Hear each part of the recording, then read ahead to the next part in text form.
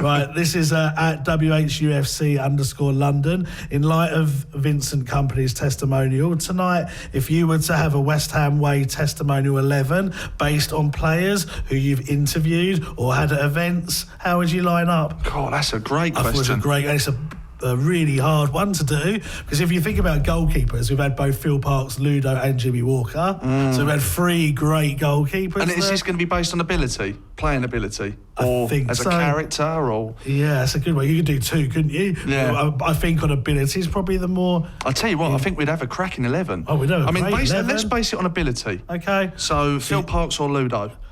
I'm always biased because I saw Ludo play and I didn't see Phil Parkes play, so I always tend to go with Ludo in this. But if you read the history and you speak to someone like my dad or people that have seen both, they always tend to go with Phil Parkes, don't they? Yeah, so that's a close call. Yeah. I mean, I would probably go for Parkes. He's similar to you. I mean, I've only ever seen Phil on VHS tapes, and heard of, just how good he was by speaking to ex-pros, like Waldy, for example, was a good one to talk to.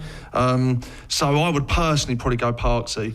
Yeah, I think I would, based on what people have told me. Yeah, fullbacks pick themselves. If you're going for character, though, if you do like the flip side, Jimmy Walker. Oh, Jimmy Walker, without one of the best doubt. podcasts I think he'd get in anyone's starting 11 based on character. Yeah, definitely. I'd love to go for a Jimmy Walker. I think if I could pick anyone we've had on as a guest, he'd probably be the one I'd love to. He's top man, Jim. Yeah, top and man. Ludo was a really nice film. I loved sharing a cab with him to the London Stadium. It was so funny. So I shared a cab with him from the event to the London Stadium and walked quite a long way because we didn't go into the staff car park. We parked at some random bridge somewhere and walked quite a long way with Ludo, me and him. Did you sit on his shoulders? I was going to say a massive height difference, like pretty much a whole foot. And we're walking along, everyone's going, "Oh, big boy, what's your name?" And I'm walking literally next to him. It was quite a Who are they talking to? I think probably me, actually. Yeah. I don't know. Probably wondered who this tall bloke was.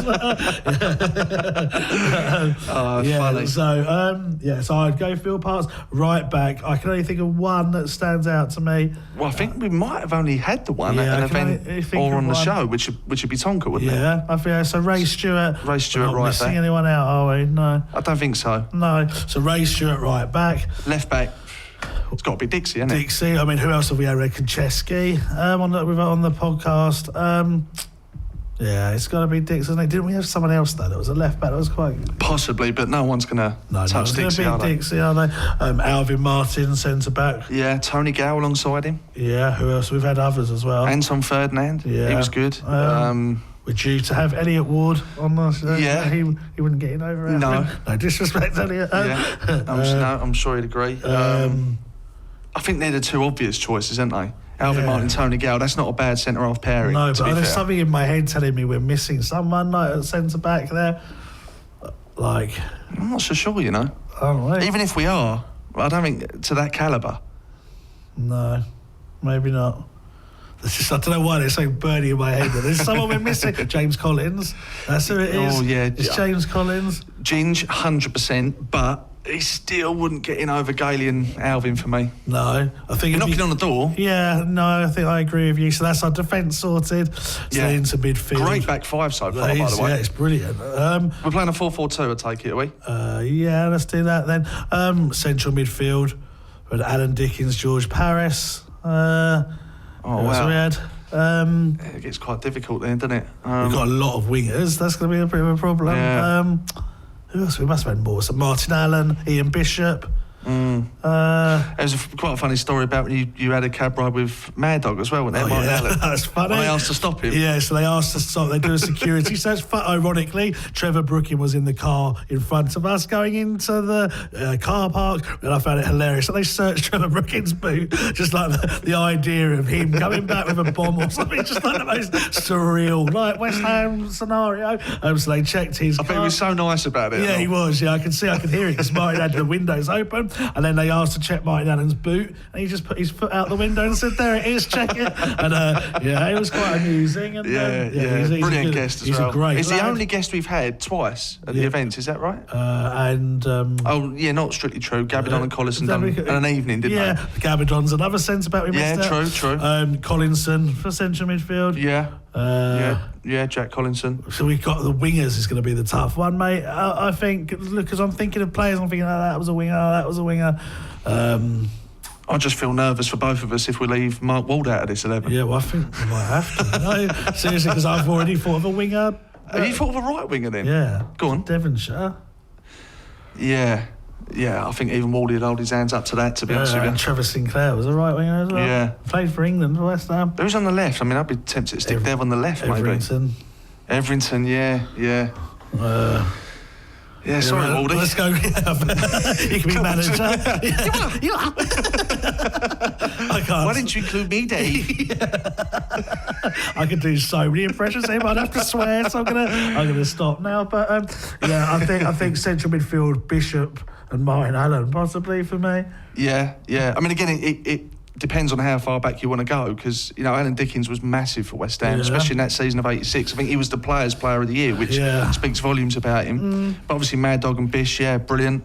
Great guests as well. Yeah, brilliant guests. We missed Kenny Brown out for right back.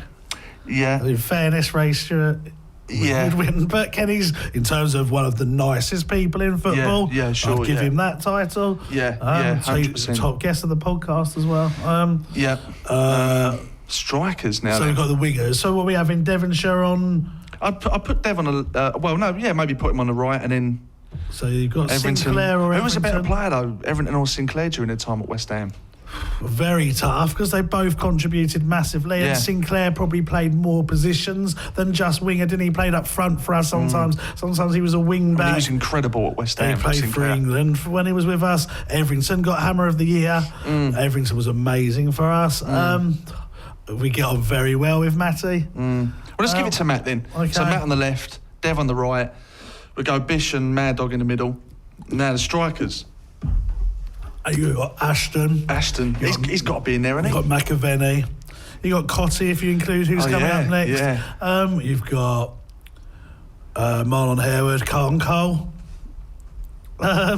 You've got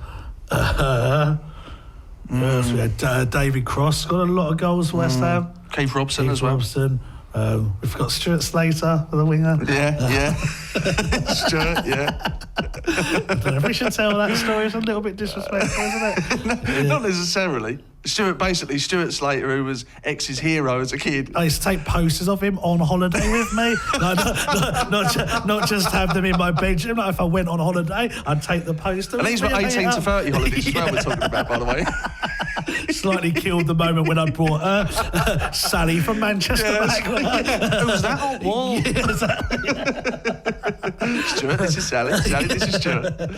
So basically, you idolised Stuart Slater, didn't you? And then it was our second ever event. And there was a bit of noise at the bar, and I think it was you, wasn't it? Me, Which was quite frustrating, considering you co-run the event. Well, I was just chatting up one of the Hammerettes in fairness, so you could kind of excuse it a little bit. But Yeah. But he told you off, didn't he? Yeah. Your hero told you off in front of everyone. He actually shouted out into the audience, and pointed at me, if you don't want to listen, then why don't you go home? And obviously everyone in the audience knew that it was my event.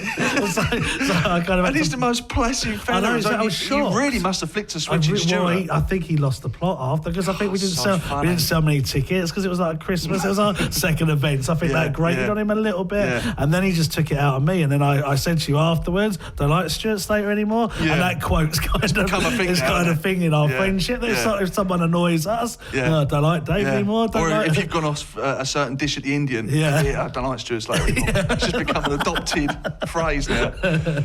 So Stuart won't get into it. I think we go Ashton and Cotty.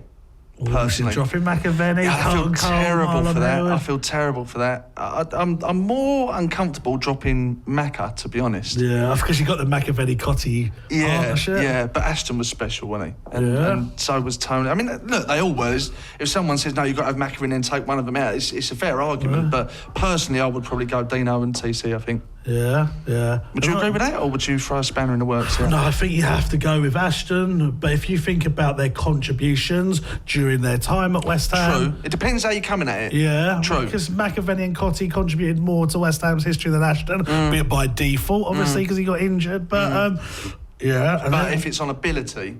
And again, it feels ridiculous discounting Frank, because he was amazing for West Ham, but Dino was our Alan Shearer, wasn't he? He was, with England when it happened. He was a massive player.